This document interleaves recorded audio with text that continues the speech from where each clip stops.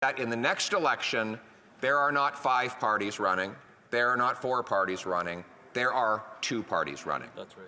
There is the NDP Bloc Liberal coalition that tax your food, punish your work, double your housing cost, unleash crime and chaos in your community, or common sense conservatives who will axe the tax, build the homes, fix the budget, and stop the crime. That is the choice. That's right. It is a binary choice. Hey gang, what's up? Aaron right here, Canadian Looney. Why is Pierre Poilievre saying it's a binary choice? There's only 2 parties? Because there are really only 2 parties left in Canada. The NDP did whatever they have done with that coalition. Jagmeet seems to have completely fallen off. Pierre Poilievre is bringing it back, letting Canadians know he's going to do a full explanation here of the state of Canada. Pierre Poilievre, again, I'm not a conservative, just a libertarian, but this guy is the closest thing that we're going to get to that liberty these days. There's no doubt about that. Pierre Poilievre is the only guy that's going to bring us back into possibly a free state. Anyway. $250 million. WTF. Here, here. Here we go. Pierre's gonna break it down. Let's take a look and a listen. This is the next Prime Minister of Canada. So what do you say, gang? Let's kick this off with a stupid blonde joke. The Honourable Parliamentary Secretary to Minister of Public Safety. Thank you, Mr. Speaker. I rise today to bring forward a petition about the recent RCMP reports that the government of India has interfered in Canada's elections and have murdered, threatened, and extorted Canadians on Canadian soil. Mr. Speaker, later today we have Patrick Brown, the former leader candidate for the Conservative Party, testifying before the Public Safety Committee regarding serious allegations that are being reported about foreign interference in the electoral process of choosing a Conservative leader. This petition is very timely, given that there are serious allegations that the leader of the opposition could not win leadership unless someone's finger was on the scale. So, Mr. Speaker, I also note that in this petition, the undersigned residents of Canada are calling on the leader of the Conservative Party to get his security clearance and take action to help stop foreign governments from interfering in Canada and targeting Canadians. Thank you so much. I'm not calling blondes dumb. I'm calling Jennifer O'Connell, MP Jennifer O'Connell, a dumb blonde. She sets Pierre off. They never get him back on the rails. Let's take a look. Here we go. The Honourable Leader of the Official Opposition. I rise today in a spirit of non-partisanship, to put our differences aside and take a good idea and a good perspective, no matter where it comes from. You know, too often in this place, we refuse to accept ideas or input from other people. And so I thought I would remedy that by taking the words and the message of the leader of the NDP, putting them in a conservative motion so that all of us could vote for the very wise things that he said. So allow me, in the spirit of this nonpartisan spirit, to read off the motion that we have here. Common sense conservative motion, whereas the leader of the NDP said he has ripped up his supply and confidence agreement with the Liberal government, whereas the NDP leader said the Liberals are too weak, too selfish, and too beholden to corporate interests to fight for people, whereas the NDP leader said the Liberal government will always cave to corporate greed and always step in to make sure the unions have no power. And he said that in response to the Liberal Labour Minister's referral to the Canadian Industrial Relations Board that ordered the workers of Teamsters Canada Rail Conference and the ILWU 514 to resume their duties, violating their right to strike. Therefore, the House agrees with the NDP leader, and the House proclaims that it has lost confidence in the Prime Minister and the government.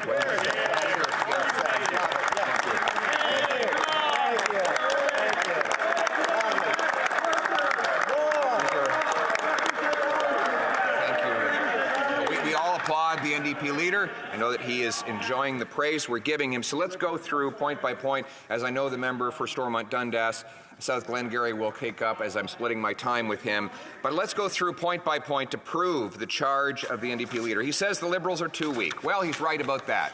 The economy is weak, having lost $500 billion of net investment out to the United States, having shrunk the last 8 quarters in a row on a per capita basis, having seen the productivity per hour worked in Canada drop for 6 quarters in a row.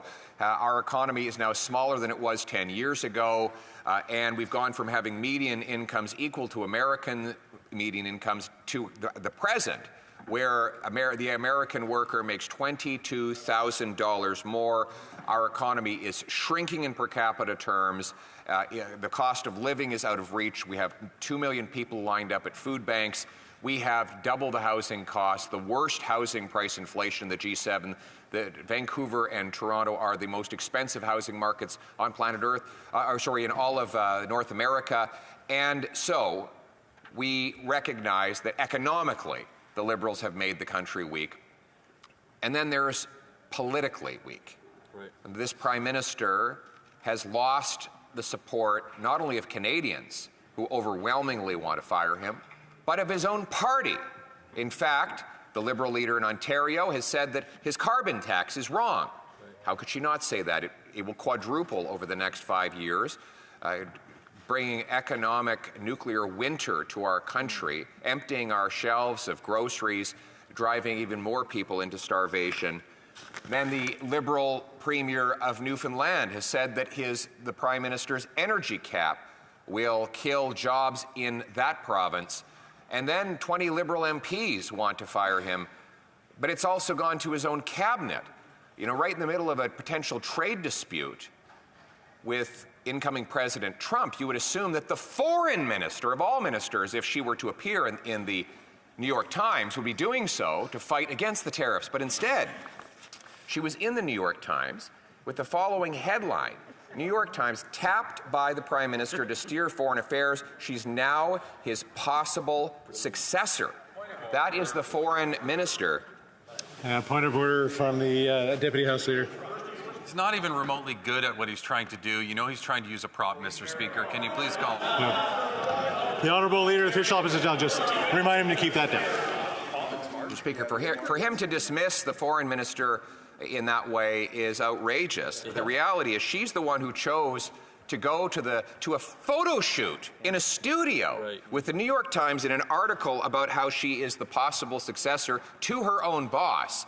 So you would expect a foreign minister, of all ministers, would be busy fighting tariffs with our biggest trading partner. Instead, she's fighting to replace her boss. I think our leader, Trudeau, I don't think I've ever heard him say a true word. Everyone has an opinion about Canadian federal politics. The leader, the Liberal Prime Minister, is weak. Is he selfish? Well, Mr. Speaker, what else could you call it?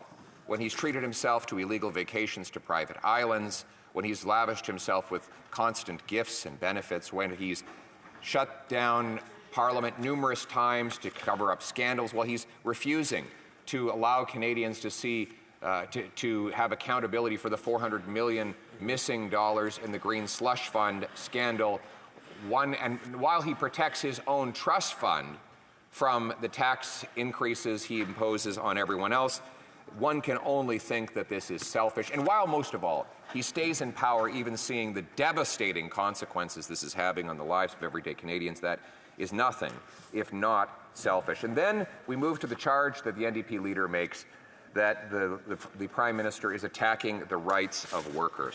Mr. Speaker, of this there is no doubt. We see the leader of the NDP. He's gone to rallies at places where courageous workers are striking in order to recuperate many of the lost wages that have resulted from government-induced inflation. Exactly. We know we had more strikes last year than in any year since 1983, a 40-year high. We have, of course, Canada Post workers on strike, doing that strike now lasting a long time and doing incredible damage to small business. Hopefully it will come to an end soon, but the NDP leader showed up at these strikes and said, and I quote, "If there is any vote in Parliament that in any way impacts your rights, we are going to vote no. I can tell you right now, we'll vote no, whether that vote is a confidence vote or not, whether that vote triggers an election or not. I'm telling the Prime Minister and the Liberals right now, you're never going to count on us if you're going to take away the rights of workers. Never," he said, Mr. Speaker. What a powerful statement. Never, and absolutely categorical. So surely he would vote on this motion, keeping his word to those workers, or was he looking them straight in the eye and telling them a plain falsehood? Will he go back to them after this vote and tell them that when it came down to putting his vote where his words was, he just didn't have the courage, that he was under too much pressure, that the fear of losing an election and facing the voters and facing the music for his own record was too much for him, and therefore he backed down and he turned his back on those workers and left them out in the cold? Is that what he's going to tell those union workers, Mr. Speaker? Right. And if so, how will they ever believe anything he says to them again? Right. The answer is that they, of course, could not. But if the NDP leader does decide to vote against his own words, it will mean two things. One, that he does not want to take responsibility for his own record. He doesn't want voters to have the ability to judge his record and his plans because he fears that they will render a verdict that is not in his favor. The second thing it will reveal is that in the next election, there are not 5 parties running, there are not 4 parties running, there are 2 parties running. That's right. There is the NDP Bloc Liberal coalition that tax your food, punish your work, double your housing cost, unleash crime and chaos in your community, or common sense conservatives who will axe the tax, build the homes, fix the budget, and stop the crime. That is the choice. That's right. It is a binary choice. You vote for the NDP, you get the Liberals. You vote for the Liberals, you get the NDP. You vote for the Bloc, you get both the NDP and the Liberals.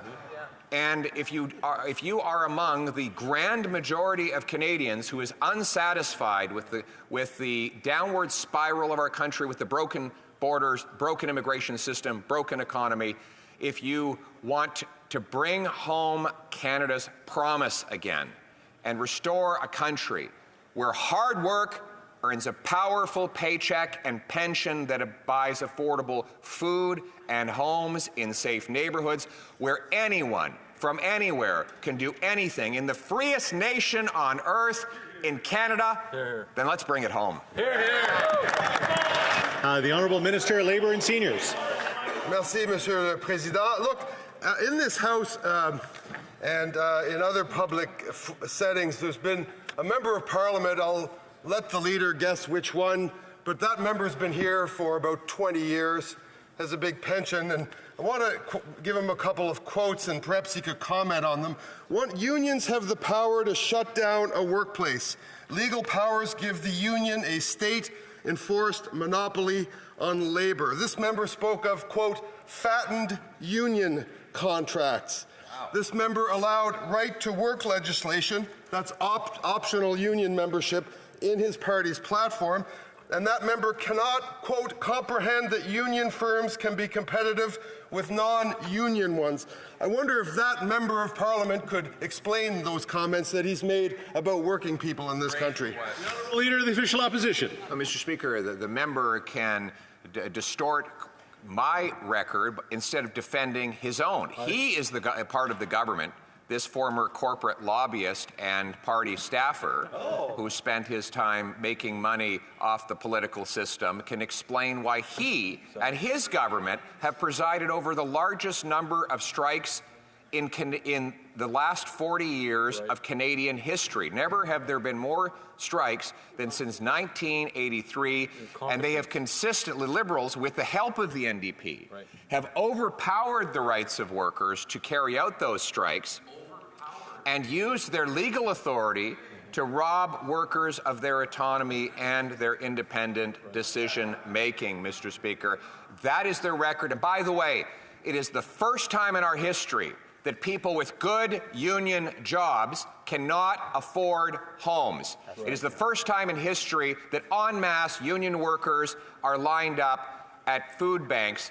Mr. Speaker, that is the tragic record of this broken government. That's why we need a common-sense Conservative government will bring home the country we knew and loved. Hear, hear. Honourable member for Kitchener Centre.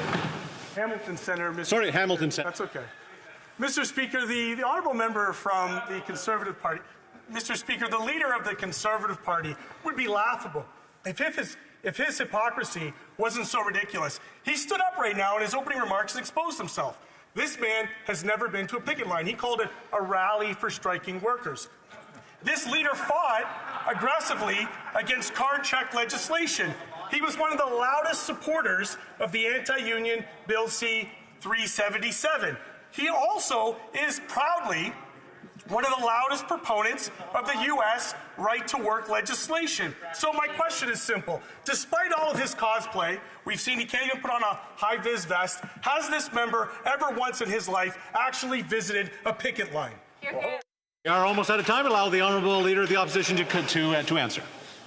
Yes, Mr. Speaker. Resuming debate. Where's Randy, guys? Look up. Is he up there? You up there blowing a squirrel, Randy? Hey gang, what's up? Just Aaron right here, Canadian Looney. We have issues in Canada, right? Unless you're completely head in the sand, be aware of this. But we do have some hope in this country. We've got so many great MPs from notably the Conservative Party. It is slippery. Everyone has an opinion about Canadian federal politics.